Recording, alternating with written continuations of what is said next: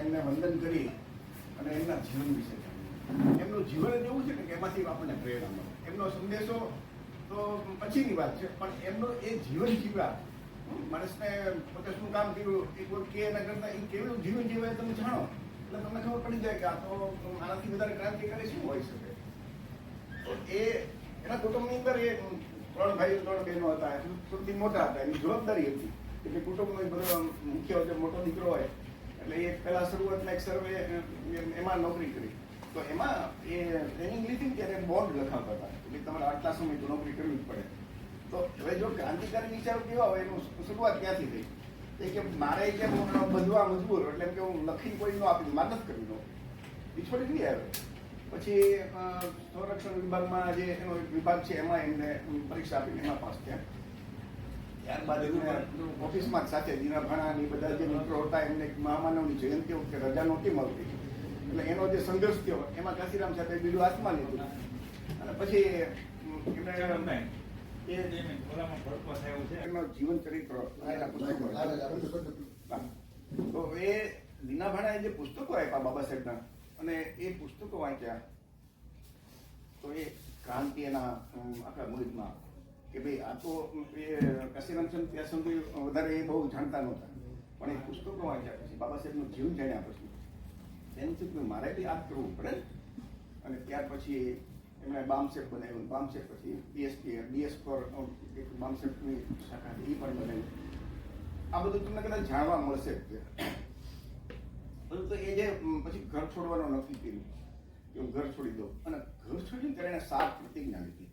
એ 7 પ્રતિજ્ઞા છે ને એ તમે વાંચજો ક્યાંક એટલી કઠોર હતી કે આપણામાંથી કોઈ કદાચ ન લઈ શકીએ કે હું ક્યારેય મારા ઘરે પાછું નહીં.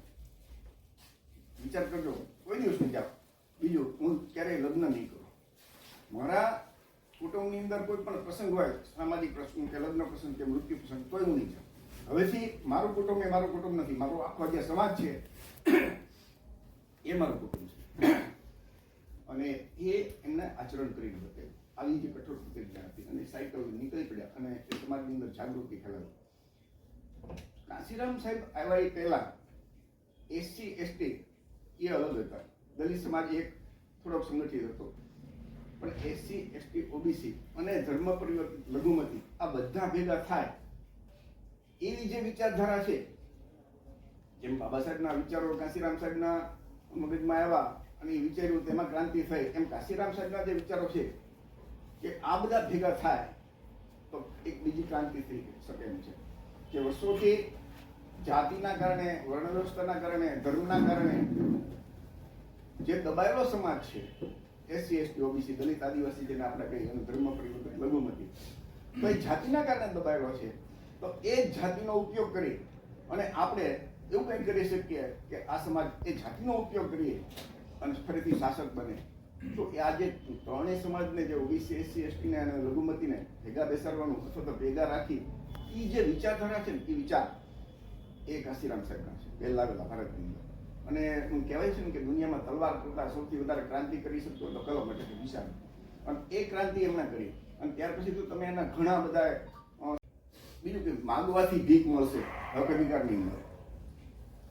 આ જે આવી બધી જેને વાત કરી સમાજને જગાડ્યું કે બાબા સાહેબે તમને મતનો અધિકાર આપ્યો છે આપણા સમાજને, તો શા માટે આપણે આજે બ્રાહ્મણ વાણિયા છે એમની ગુલામી કરવી જોઈએ? અને એ જાતિ વિશે જો આવું કોઈ બોલતો નહોતો પણ કાશીરામ ખુલ્લું શરૂ કર્યું કે બ્રાહ્મણ બન્યા ઠાકોર એને મારો જૂતો ચાર ને એવા બધા એને સ્લોગન આપ્યા કે ભાઈ આ જે 3 છે બ્રાહ્મણ વાણિયા અને ઠાકોર, એની સિવાય આપણે બધા BS ફોર એટલે આપણે બધા એક.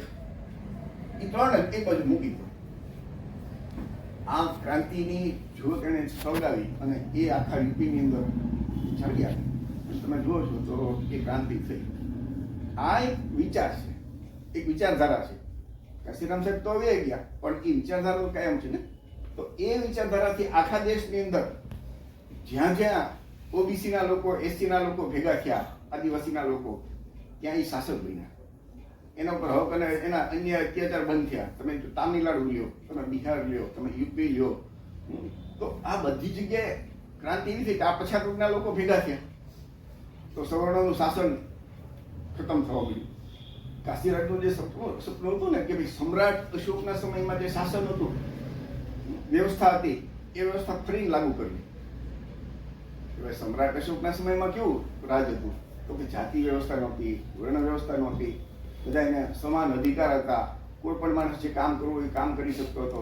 બીજું જે માનવ ધર્મ, આપણે જેને કહીએ માનવ ધર્મ, એ બૌદ્ધ ધર્મ આખા ભારતની અંદર ફેલાઈ ગયો હતો. માણસો માટે જ ઠીક, પણ પશુઓ માટે પણ દવાખાના સમ્રાટ અશોકના સમયમાં હતા. અને આખા દેશની અંદર 84,000 બૌદ્ધ વિહાર બનાવ્યા હતા. આખું ભારત બૌદ્ધમય હતું. તો એવું ભારત કાશીરામ સાહેબને બનાવવું હતું. અને ઘણા લોકોને એ ખબર નથી કે કાશીરામ સાહેબ તો બૌદ્ધ ધર્મ તો ક્યારેય સ્વીકાર્યો નતો, એને દીક્ષા તો લીધી નથી. તો એ જીવન તો એ પ્રમાણે જીવતા હતા. પણ 2002માં માર્ચ મહિનામાં, કદાચ 12મી તારીખે એમણે એક જાહેરાત કરી હતી કે 14/10/2006 ડોક્ટર બાબા સાહેબ આંબેડકરે જે બૌદ્ધ ધર્મની દીક્ષા લીધી હતી ને એના 50 વર્ષ પૂરા થાય છે. ત્યારે 2 કરોડ લોકો સાથે, વિચાર કરજો, 2 કરોડ ભેગા કરવા એટલે આખું ભાવનગર જેવું મોટું મેદાન જોઈએ ત્યારે થાય. 2 કરોડ લોકોને સાથે રાખીને બૌદ્ધ ધર્મની દીક્ષા લઈશ. અને એ એમની જે જાહેરાત હતી, કદાચ બ્રાહ્મણવાદીઓને એ ખૂટતી હશે. તો ત્યાર પછી તો ઘણા કાવતરા થયા અને કાશીરામ સાહેબ કેવી રીતે માંદા પડ્યા, કેવી રીતે એને માંદા રાખવામાં આવ્યા, એના ઘણા બધા વિડીયો છે, પણ આપણે એમાં નથી પડતા. પરંતુ 8મી તારીખે રાત્રે 10મા મહિનામાં 2006માં મોડેથી એનું દેહાંત થયું અને અવસાન થયું. એટલે કે 9 તારીખે આમ ગણી શકાય, મોડી રાત્રે જાહેર થયું. 14 તારીખે એમને બૌદ્ધ ધર્મની દીક્ષા લેવાનો આ આદેશ આપ્યો હતો. મતલબ કે એ સમય આવે એ પહેલા એને ખતમ કરી નાખ્યો. નહીં તો ભારતની અંદર ક્રાંતિ થાય. પણ આપણે બધા એના કમનસીબ કે એ ક્રાંતિ ન થઈ શકી. અને એ તમે જુઓ તો એના જે અનુયાયી છે અથવા એની સાથે કામ કરવા વાળા, આપણે કોઈને દોષ નથી દેતા, પણ જે હકીકત સામે આવી કે કાશીરામ સાહેબે જ્યારે જાહેર કર્યું હોય કે 14/10/2006 ના રોજ દીક્ષા લેશું 2 કરોડ લોકો સાથે, તો 2 કરોડને દીક્ષા લેવાની હોય તો 2 વર્ષ પહેલા તમારે તૈયારી કરવી પડે કાર્યક્રમની. મિનિમમ વર્ષ તો જોવે. એક પણ તૈયારી નહોતી કરી. એનો મતલબ કંઈક એવું તો રંધાતું હતું કે આ વસ્તુ ન થાય. એ શું થયું આપણે એમાં નથી પડતા, પણ કાશીરામ છે ભલે આપણી વચ્ચે નથી, એમના વિચારો આપણી સાથે છે. અને એ વિચારોનો ઉપયોગ કરી આપણે ગુજરાતમાં સૌથી મોટો જે પછાત વર્ગની અંદર કોણ છે કે ઓબીસી સમાજ છે. બિહારની અંદર જાતિ આધારિત સર્વે થયો તો ઓબીસીની વસ્તી 65% આવી. વિચાર કરજો, જે 1931માં ખાલી 52% હતી, એ બે વર્ષે આંકડા આવ્યા તો 65% વસ્તી. ગુજરાતમાં એ જ સર્વે થાય તો આપણે ગુજરાતમાં ત્યાં 63% આવ્યા, અહીંયા આપણે 65% થશે ઓબીસીની વસ્તી. પણ સર્વે નથી કરાવતા, આપણા આંકડા નથી મળતા. તો આવડો મોટો સમાજ છે એ 65%, એ 65%માંથી 35-40% એકલો કોળી સમાજ છે. વિચાર કરજો. હવે આ કોળી સમાજ છે એ આખા ભારત દેશની અંદર એ જે ક્રાંતિકારી વિચારો છે, સૌથી ભારતની કે ભાઈ દુનિયામાં ક્રાંતિ કરવાના સૌથી પહેલા જે ગૌતમ બુદ્ધ છે, એ કોળી સમાજ ગૌતમ બુદ્ધને માને છે કે ગૌતમ બુદ્ધ અમારા થઈ ગયા. ગૌતમ બુદ્ધની જે વાત છે, એમના જે વિચારો છે એ એમને ખબર નથી. તો કોળી સમાજના લોકો જાગે અને ફરીથી ભારતમાં એ પોતાનું શાસન લાવે, પોતાનો ધર્મ લાવે. તો સાથે જે એસસી સમાજની જે બધી જાતિઓ છે એ તો સાથ આપવા તૈયાર જ છે. ગામડે ગામડેથી ફોન આવે છે કે તમે લોકો આ ક્રાંતિકારી બીડું લઈને આવો, મસાલ અમે અહીંયા તમને એમ કે સાથ અને સહકાર લઈને આપશું. તો જવાબદારી સૌથી મોટો સમાજ છે એની છે, કોળી સમાજની. નાની નાની જે જ્ઞાતિ છે, બાબર, વાણંદ, લુહાર, સુથાર, મોચી, એ આગેવાની નહીં લે. આગેવાની કોળી સમાજની છે, લેવાની છે. કોળી સમાજના જે કઈ રાજકીય નેતાઓ છે કહેવાતા, તો એ તો આવું કામ નહીં કરે. એટલા માટે કે જે તે પાર્ટીની અંદર એનું કામ કરે છે, એટલે એ છોડી અને એ સંઘર્ષ કરવા કોઈ તૈયાર ન થાય.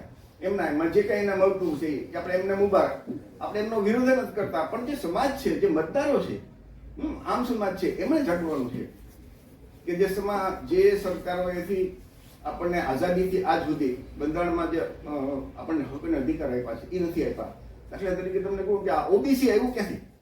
કે ઓબીસી આપનાર પણ એની પાછળનું જે દબાણ કરનાર એમાં કાશીરામ સાહેબ છે.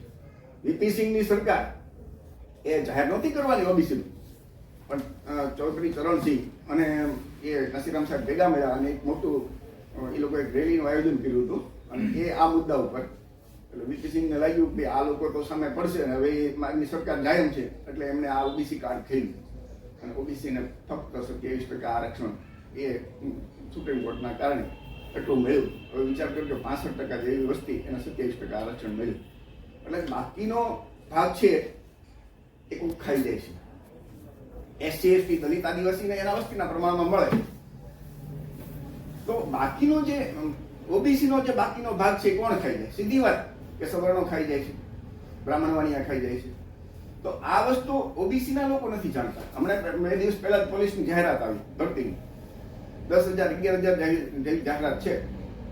હવે 10,000ની ભરતી હોય તો ઓબીસી માટે 2,700 જગ્યા અનામત રહે. હવે 65% મુજબ ખરેખર તો 6,500 થવી જોઈએ. 6,500 નથી થતી, એના માટે કોઈ લડત નહીં કરે આખા ભાગ ગુજરાતની અંદર. એ નવા કોચિંગ ક્લાસમાં જઈને ખૂબ મહેનત કરશે, આ કરશે તે કરશે, પૈસા ખર્ચશે. તો એ પાછળ તમારે મહેનત કરવાને બદલે એ 2700 છે એ 6,500 થાય એના માટે મહેનત કરો તો, કે ગમે એટલું કોચિંગ લેશો તો એ 2700 થી વધારે એક જગ્યા નથી વધવાની. તો એના માટે કામ કરવું જોઈએ. ઓબીસીની જે મંડળપતની બધી ભલામણો છે એ અમલ થાય, જાતિ આધારિત વસ્તી ગણતરી થાય. આવા મુદ્દા માટે જ્યાં સુધી આપણો સમાજ જે કાશીરામ સાહેબ આપણને કહી ગયા છે, તો એના માટે કાશીરામ સાહેબે 2 જ રસ્તા આપ્યા કે બધા એક થાવ અને આ આપણી લાઈન છે, આપણો હક અને અધિકાર આપણે જોઈએ છે. બાબા સાહેબ જે બંધારણમાં લખીને ગયા છે, આપણે શાસક બનીએ તો બધી સમસ્યા ખતમ થશે. તો આ જે વિચાર જે ઓબીસી એસસી એસટી ને ભેગા કરવાનો જે વિચાર છે ને, એ પ્રથમ આપનાર કાશીરામ સાહેબ કહેવાય. બાબા સાહેબ ઘણું બધું આવા બધા વિચાર, પણ બાબા સાહેબ લાંબુ જીવી ન શક્યા.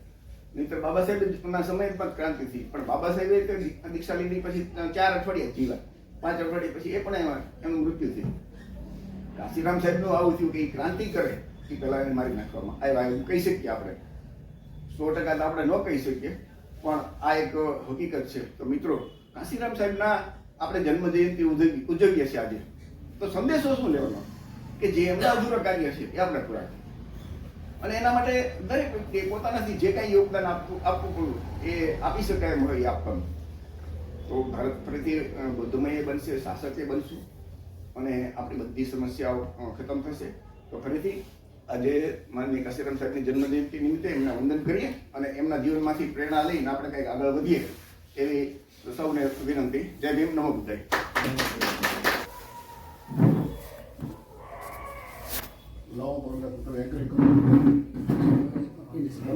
Finish.